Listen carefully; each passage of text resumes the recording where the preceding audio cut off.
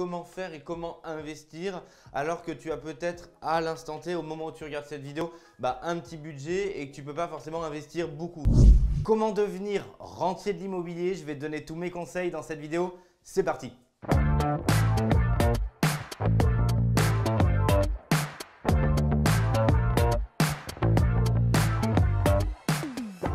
Salut les entrepreneurs d'immobilier, bienvenue dans cette nouvelle vidéo où on va parler de comment devenir rentier de l'immobilier et je voudrais vraiment focus cette vidéo sur la routine des rentiers. Je t'en dis plus tout de suite dans cette vidéo. Avant, je t'invite à cliquer sur le bouton rouge s'abonner, la petite cloche notification, comme ça va te permettre de recevoir en temps réel l'intégralité de mes conseils. Si tu tombes sur cette vidéo, je voudrais d'abord me présenter. Je m'appelle Mickaël Zonta, je suis le cofondateur de la société investissementlocatif.com que tu vois ici et on réalise avec mon associé plus de 500 opérations immobilières rentables par an pour le compte de clients. On ne le fait pas tout seul puisqu'on est accompagné d'une équipe, c'est plus de 100 personnes qui se démènent au quotidien pour tes projets. Aujourd'hui, je voudrais te donner un maximum de valeur au travers de cette chaîne YouTube et je voudrais qu'on parle de comment devenir rentier en immobilier. Et je voudrais vraiment qu'on focus aujourd'hui sur la routine du rentier immobilier. Moi, j'adore ce mot routine parce qu'il a une connotation péjorative alors que dans la majorité des cas, s'il est bien employé et bien utilisé au quotidien, c'est quelque chose de très positif. Je t'invite d'ailleurs, il y a un livre qui s'appelle Miracle Morning qui décrit la puissance de mettre en place comme ça un cycle régulier, quotidien et une routine. Et c'est la routine pas dans le sens, bien entendu, tu l'auras compris, de métro, boulot, dodo, mais dans le sens d'une routine qui va pouvoir te faire progresser et t'accompagner chaque jour pas à pas vers des résultats tangible. Et c'est ce que je veux te dire aujourd'hui, tous les rentiers immobiliers ont une routine qui les mène au succès. Et quelle est la nature de cette routine? Je voudrais vraiment qu'on focus là-dessus parce que tu vas le voir, la routine, ça peut être quelque chose d'extrêmement positif puisque ça va te permettre de t'améliorer, de devenir une meilleure version de toi-même et d'avoir autour de toi des gens qui vont pouvoir te donner aussi un maximum de valeur. Tout d'abord, je voulais te dire que la liste de ce qu'on va voir aujourd'hui n'est bien entendu pas exhaustive. Il y a plein d'autres conseils. Je t'invite à le mettre en commentaire de cette vidéo. Quels sont toi tes éléments dans ta routine qui te permettent vraiment de t'amener au succès? Je te donnerai également à la fin de cette vidéo une astuce dans ma routine à moi qui me permet de réussir en tant qu'investisseur immobilier. Voilà, je voulais te donner ici les grands axes de la routine du rentier immobilier. En un, je voudrais vraiment qu'on focus sur les apporteurs d'affaires. Tu ne peux pas penser devenir rentier d'immobilier tout seul dans ton coin. Ce n'est pas possible. Le succès, c'est toujours une histoire d'équipe. C'est le cas chez Investissement Locatif et je remercie mon équipe. Le succès, c'est du collectif. Que ce soit dans le sport, dans le business, dans la vie perso, avec ta famille, c'est comme si tu étais une équipe. Ici, c'est la même chose. Si tu veux qu'on t'apporte des bonnes affaires, oui, tu peux en trouver par toi-même. On démarre tous de zéro. Mais si tu veux vraiment augmenter les chances, augmenter le flux, d'abord, tu dois travailler avec des apporteurs d'affaires et tu dois être en lien avec eux. Et la période où je tourne cette vidéo, on est en confinement à cause du coronavirus et je pense que c'est très bien que je te le dise pour cet axe d'apporteur d'affaires parce que c'est ce que font tous nos chasseurs immobiliers, c'est ce que je fais également. Je profite du temps plutôt que me dire je vais rester sur Netflix. Je te rassure, je regarde aussi Netflix, mais je vais me prendre une part de mon temps dans la journée où je vais travailler ce réseau d'apporteurs d'affaires et je vais en profiter d'autant plus qu'on soit en confinement pour le faire. Et du coup, ici, il faut que tu aies un lien avec eux. Donc ici, par exemple, je vais prendre des nouvelles. Ça te paraît bête, hein? Je vais juste les appeler, par exemple, mais ce qui est en plus vrai et volontaire. Je veux prendre de leurs nouvelles pour savoir s'ils vont bien. Mais ça passe aussi, pas toujours par du business. Ça passe aussi par de l'affectif,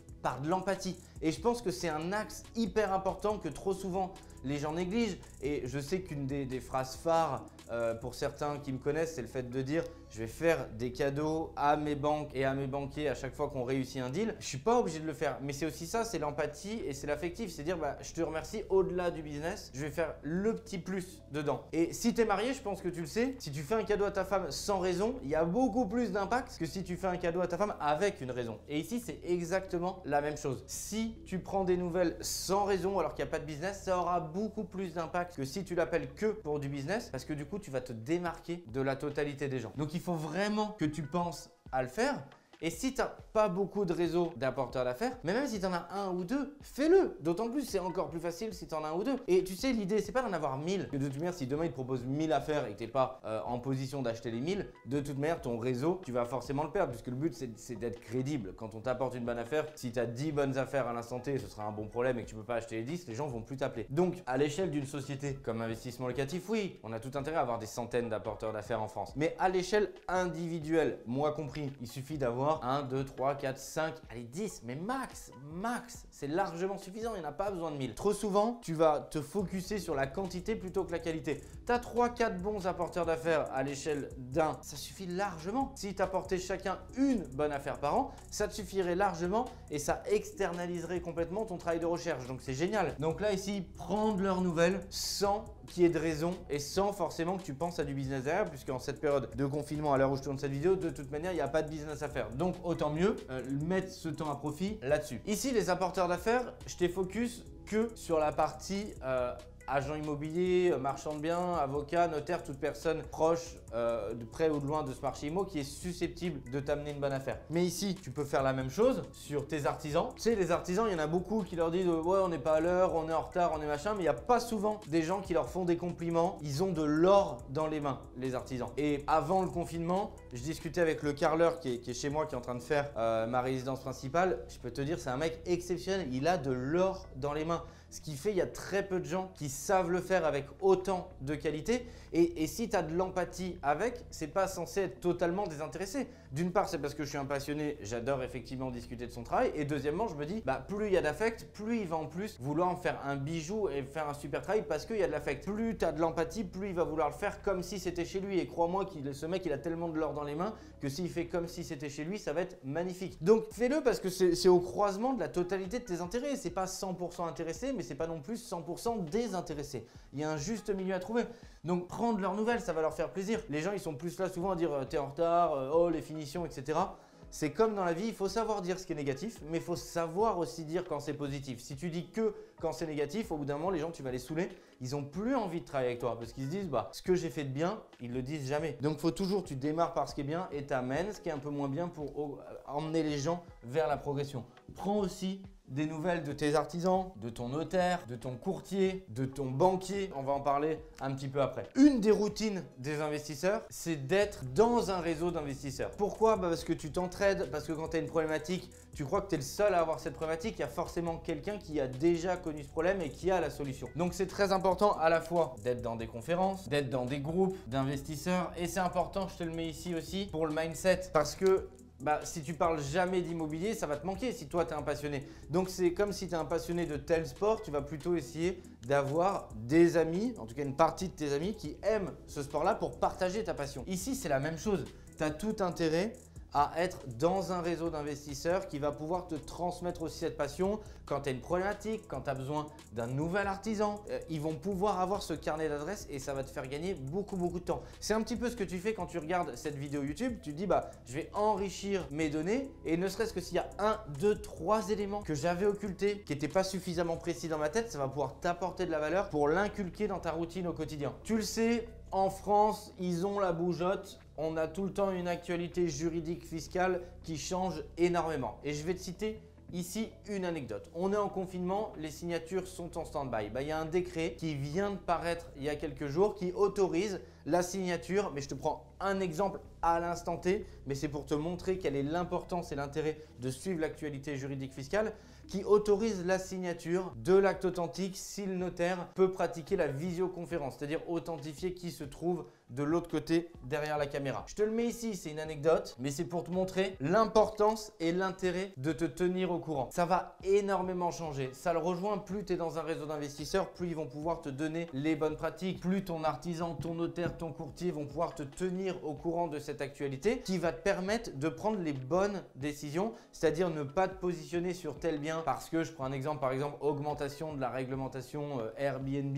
Donc tu dis, bah non, je ne vais pas rentrer dans ce marché-là maintenant à l'instant T, je vais plutôt faire une coloc et inversement. ça change beaucoup, ça change tout le temps. C'est un des reproches qu'on peut faire à la France, mais c'est aussi la réalité d'un monde économique qui change beaucoup. On ne peut pas rester statique comme ça pendant 15 ans alors que le monde change rapidement et tout le temps. Donc d'où l'intérêt d'être vraiment à l'intérieur de cette actualité. Tu dois continuer à visiter des biens. Et pourquoi je te mets rentable entre guillemets? Parce que la rentabilité, ça se crée. N'attends pas qu'on te livre un bien, tu arrives et tu te dis bah voilà, je visite un bien, oh ça fait pas 8% de renta, du coup j'y vais pas. Ça se crée, on se trouve une rentabilité. Faut pas que tu penses que tout va tomber. Faire de la renta, ça demande du travail. Chez investissementlocatif.com, pourquoi tu penses qu'on restructure, qu'on a une équipe d'archi, qu'on refait tous les plans, qu'on meuble, qu'on décore? Sinon, je dis souvent, je ne t'embêterai pas en tant que client à faire des travaux, à faire de la déco, et je m'embêterai pas, même si j'adore mon équipe, mais avoir staffé un département architecture. On le fait parce que c'est ce qui permet de trouver, de créer une rentabilité. Donc ici, ce qui est important, c'est que tu restes au contact du marché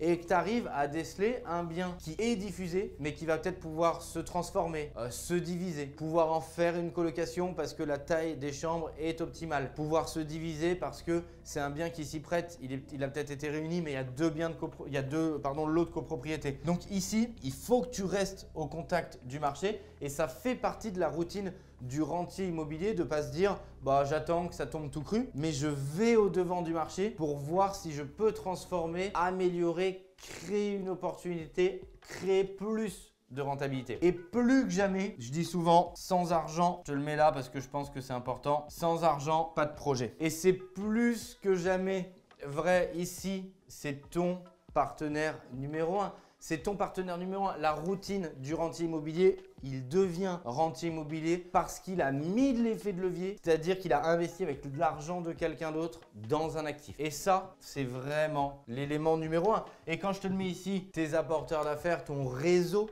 de manière générale, tu dois appeler tes banquiers pour savoir comment ils vont, pour prendre des nouvelles déjà par sympathie, par réalité, mais également parce que tu dois cultiver au maximum ton réseau. Quand demain tu vas arriver avec un dossier, bah crois-moi, ça n'aura pas la même valeur. C'est vraiment ton réseau numéro 1. Sans argent, pas de projet. Retiens ça parce que trop souvent, tu vas pouvoir subir des déconvenus, tu vas avoir trouvé la pépite et puis après, boum, patatras, si ton projet, tu n'es pas finançable, ça perd l'hypopète, comme dirait Macron, et bah tu vas pas pouvoir ici être finançable. Donc retiens ça, c'est ton élément numéro 1. Et je t'ai dit que je te dirais une petite anecdote ici sur la routine du rentier immobilier qui m'a énormément aidé. Ici, tu vois, on est basé que sur IMO. Pour moi, c'est une grosse part de la réussite puisqu'il faut connaître, mais tu as une autre part qui est ici. Et moi, j'ai inculqué ce que je faisais pas avant. Je me suis inculqué une grosse dose de sport dans la routine du rentier. Si tu veux être libre là-haut, prendre les bonnes décisions, être lucide, tu dois pouvoir être bien dans ta tête, bien dans ton corps. Et ici, c'est une des routines que je t'invite à mettre en place. Que ce soit quotidiennement, si tu passes de 0, ça va être compliqué de le faire 7 fois par jour, mais tu dois pouvoir une fois par semaine au minimum au début et ensuite augmenter si tu ne le faisais pas. Ça doit faire partie de ta mentalité parce que c'est ce qui va te permettre de te dépasser et d'y arriver. Je t'invite à cliquer sur le bouton rouge s'abonner, la petite cloche notification. Comme ça, tu vas pouvoir recevoir tous les conseils. Et je t'invite, s'il te plaît, pour l'intégralité de la communauté, mets en commentaire sur tes succès à toi. La liste ici, elle n'est pas exhaustive. J'ai essayé de te mettre le maximum de valeur en un minimum de temps. Mets-moi en commentaire dans ta routine, toi, de rentier immobilier, si tu as déjà du cash flow, que tu as beaucoup de revenus locatifs qui tombent, mais ce qui t'a aidé, que ce soit lié à l'immobilier ou pas, comme je l'ai fait aujourd'hui, qu'est-ce qui t'a permis de te dépasser? Ça va aider l'intégralité de la communauté à faire de même et à demain pouvoir créer de la rente. Je suis sûr que ces différents conseils vont t'aider à te surpasser et toi aussi à devenir rentier de l'immobilier et plus que jamais, bienvenue dans le monde de l'immobilier rentable.